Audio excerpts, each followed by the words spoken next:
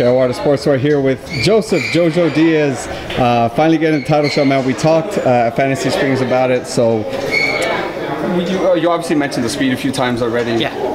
I feel he's probably the fastest featherweight that there is right now. So obviously timing beats speed, right? Everyone kind of knows that. Is that one of those things where like you're gonna have to maybe throw with him, maybe kind of like back up when he's throwing? Like how do you take into account the speed and combat it? Yeah, Gary Russell, he does have a fast hands, really fast hands. So me and my father were coming with a good game plan. We know that I have great timing, and we know. I personally know that I'm able to adapt to any style that is put in front of me, and I know that Gary Russell is fast, but I'm gonna be able to adjust that quickness and be able to time him when he's throwing. Not only when he's throwing, when he's not throwing, I'm gonna be landing some vicious shots.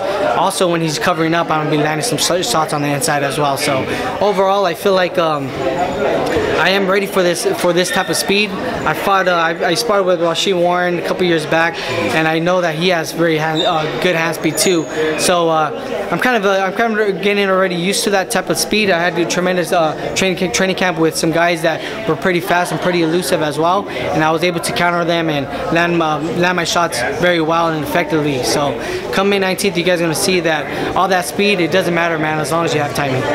When obviously you have a bunch of former Olympians, you have a bunch of like world experience. So I mean, you've like not only sparring that you just said, but you've had guys in an actual fight, in like amateur fights and stuff that have speed, and you've been able to handle that. So that's like nothing new to you, right? Yeah, yo, absolutely, man. A lot of people, they don't realize that all the international experience fighting in the Olympics, not only in the Olympics, but fighting across the country and fighting everywhere around the United States. I fought guys that were fast. I fought guys that were strong. I fought guys that were boxers, the guys that were brawlers, guys that wanted to move around, guys that didn't. I've seen everything already, man. So I'm kind of already used to all the styles. The only thing that I need to do is just adjust. Once I'm inside the ring, I like to, be patient and like to adjust that style. But I kind of think that Gary Russell, he's going to want to start off fast. So I'm going to be starting off fast right away. So I'm going to be accustomed to that style right in the first round. I saw him on Showtime the other day, and he seemed almost dismissive of you, which, knowing you, I was kind of like, does he know who was, you know what I mean, in the ring? But, I mean, what were your thoughts on it? He seemed like he was like he was already looking ahead. He was already looking at Santa Cruz Modest winner. Like, he was just like, yeah, I'm going to, dust this dude. And I was like, Joseph is the real deal, Like, what were your thoughts when you heard that? You know what?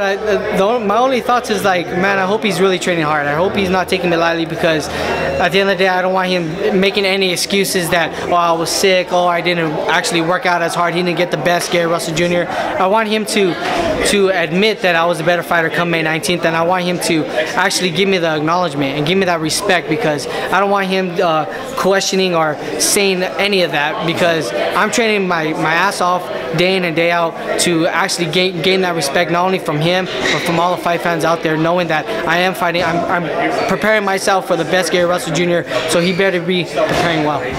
May 20th, when you come back with a belt, there's going to be 3 belts here in Southern California. Absolutely. You're going to have Oscar Valdez, Santa Cruz. I think Abner actually has a WBA regular belt, so really 4. But, I mean, these guys are kind of like on the radar next, like Santa Cruz, Oscar Valdez, these guys? Oh, yeah, absolutely. After this fight, if everything goes well and I'm coming back May 20th with my belt around my waist. With the extra baggage? Yeah, $35 fee. That's all right, man. That's good. But I'm going to talk to my manager, Ralph Heredia, and talk to Oscar De La Hoya and Robert Diaz, and I actually want to unify the titles right away.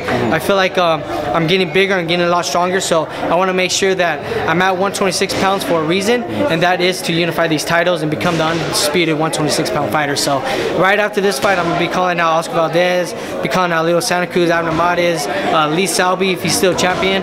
So all these guys I want to fight and make sure that I'm unifying these titles. When's the carne asada, bro? The victory carne asada is the week after? Shit, that's freaking like hours after the fight, man. I'm gonna freaking start getting my grub on, start grubbing. I had a tremendous diet. My nutrition was good this fight, so I gotta make sure that I'm gonna be eating well after my fight. Hey, brother, congratulations. Thanks, bro. Best of luck, man. Appreciate it, man. Thank you.